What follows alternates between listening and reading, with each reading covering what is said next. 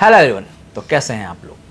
देखिए, मैं ऑनलाइन एक कहानी सुन रहा था और उसमें एक लड़का था जो बोल रहा था, तो आइए उसकी कहानी मैं आप लोग को सुनाता हूँ ताकि आप लोगों को अपनी ज़िंदगी में कुछ करने का, सही निर्णय लेने का, ये उन लोगों के लिए जो बच्चे हॉस्टल में पढ़ते हैं या फिर जो हॉस्टल में जाने वाले हैं या फिर जो ऑलरेडी हॉस्टल में रह रहे हैं, ये उनकी कहानी की बिल्कुल सच्ची कहानी है जिसका वो पहलू मैं आप लोग के सामने रखने जा रहा हूँ जिस पहलू को वो सबसे छुपाते हैं। देखिए, एक लड़का था, वो हॉस्टल में पढ़ता था और अभी नया नया ज्वाइनिंग हुई थी उसकी। जो पुराने सीनियर थे उनके साथ उनकी अच्छी बॉन्डिंग हो जाती है। रात में आराम से वो लोग सिगरेट पीते हैं, दारू पीते हैं। रोज़ उनका यही हो जाता है, पैक लगा के सोते हैं, सुबह जल्दी उठ नहीं पाते हैं। 9 बजे उनको लेट हो जाता है, कॉलेज में जाते हैं तो प्रोफेसर बोलते हैं कि आप लोगों का अटेंडेंस भी हम डाउन कर देंगे अगर आप लोग ऐसे करते रहे, लेट आप लोग आते रहे। कोई फ़र्क नहीं पड़ता उन लोगों को, ऐसे लगे रहते हैं। आखिर में जब उनका एग्जाम का रिजल्ट आता है, मार्क्स बहुत कम आते हैं, बाप बहुत धमकाता है। बाप के धमकाने पे उनको थोड़ा सा वो आता है कि चलो थोड़ा सा पढ़ लेते हैं। फिर भी जब पढ़ाई करने जाते हैं तो बिल्कुल मन नहीं करता उन लोगों का। कहानी बहुत ध्यान से सुनिए आप लोग। पढ़ने का मन नहीं लगता, बस पैक पीने का मन करता है, आराम से पीते हैं और सोते हैं। एक दिन रात को 12 बजे घूमते घूमते वो लोग स्टेशन पे गए। वहां से जब वो लोग वापस लौट रहे थे, रात बहुत हो चुकी थी, 1-2 बज गए थे, तो ऑटो नहीं मिल रहा था उन लोगों को। एक ऑटो वाला, जल्दी जल्दी इसलिए सुना रहा हूँ कि फिर कंक्लूजन पे आऊँगा।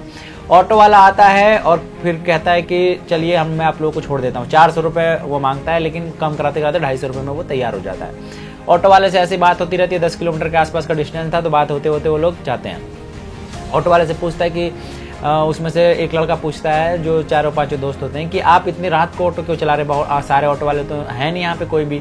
तो वो बताता है कि सारे ऑटो वाले 12 बजे तक चलाते हैं, फिर उसके बाद जाकर घर पे आराम करते हैं, क्योंकि मुझे थोड़े पैसों की जरूरत होती है, मेरा बच्चा पढ़ता है, तो मैं इसलिए नाइट में, रात में चला लेता हूँ ताकि थोड़े पैसे कमा लूँ, मेरी ज़रूरतें वो भी पूरी कर लूँ और अपने बच्चे की भी जो भी ज़रूरतें हैं उनको पूरी कर दूँ। लेकिन यहाँ पर थोड़ा सा रुकिए। तब वो बच्चा, उसमें से जो 3-4 लड़के रहते हैं, उसमें से एक बोलता है कि आखिर आपको इतने पैसों की ज़रूरत पड़ रही है, तो आप पहले, बातों से भी आप पढ़े लिखे लग रहे हैं, तो आप कोई और काम क्यों नहीं करते। तब वो ऑटो वाला बताता है कि मैं प्रोफेशन से इंजीनियर की थी, मैंने बाय प्रोफेशन इंजीनियर हूँ, लेकिन मैं ऑटो चला रहा हूँ। इसलिए चला रहा हूँ क्योंकि मैं अपने कॉलेज के दिनों में अच्छे से मैंने पढ़ाई की नहीं, पूरा टाइम मैंने वेस्ट किया अपना इधर उधर, मतलब जो भी मैं करता था उस पर मेरा पूरा ध्यान था नहीं। तो अब हालत ये हो गई कि मुझे ऑटो चलाना पड़ रहा है। देखिए, ऑटो चलाना कोई बुरी बात नहीं है, लेकिन क्योंकि आप इंजीनियरिंग कर रहे हैं तो आप ऑटो चलाएंगे नहीं, आप ऑटो बनाएंगे। क्योंकि ऑटो वाला उस लेवल की पढ़ाई नहीं करेगा, वो तो ऑटो चलाने के हिसाब से अपनी तैयारी करेगा। आप ऑटो बनाने का प्रोफेशन ज्वाइन किया आपने। इंजीनियरिंग में नई नई चीज़ें बनाई जाती हैं, लेकिन उनके समझ में ये बात आ गई कि अभी सही टाइम है, अगर हम अपना ट्रैक चेंज नहीं करते हैं तो बहुत लेट हो जाएगी। क्या पता हमारे नसीब में ऑटो भी ना हो, रिक्शा चलाना पड़े हमें।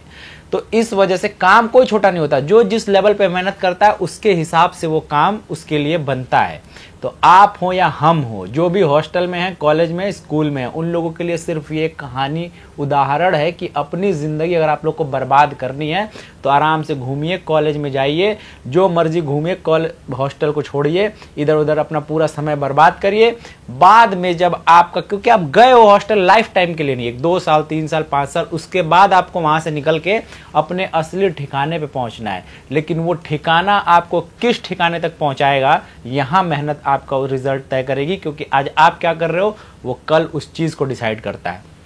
इस कहानी से आप लोग ये समझिए, जितने भी बच्चे पढ़ रहे हैं उन लोगों को अपना जो है पूरा टाइम अपने फोकस काम पे करिए। जिस भी काम को कर रहे हैं आप पूरा फोकस वहाँ करिए, बाकी सारी चीज़ें बेकार है। कामयाब होंगे सब पीछे पीछे आएंगे, नाकामयाब होंगे आपके अपने भी आपको छोड़ के चले जाएंगे। तो मिलेंगे फिर ऐसे नेक्स्ट वीडियो, तब तक के लिए अल्लाह हाफिज़।